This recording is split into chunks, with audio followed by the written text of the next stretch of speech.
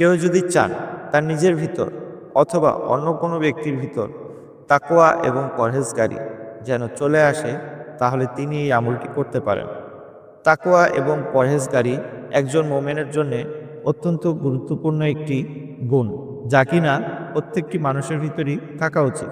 আল্লাহর প্রতি তাকওয়া, ভরসা করা এবং পরহেজগারি অর্থাৎ গুনার থেকে বেঁচে থাকা প্রত্যেকটি মানুষের জন্যই অত্যন্ত গুরুত্বপূর্ণ, কিন্তু তা অনেক সময় হয়ে ওঠে না।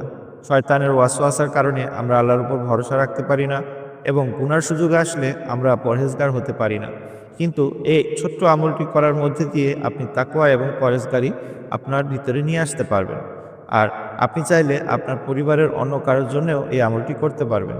ফজর এবং এশার পর আল্লাহ পাকের এই মুবারক নামটি মাত্র ১০০ বার পড়তে হবে এবং পরে আপনি চাইলে নিজের উপর দম করতে পারেন অথবা পানিতে ফু দিয়ে অন্য কাউকে দিতে পারেন।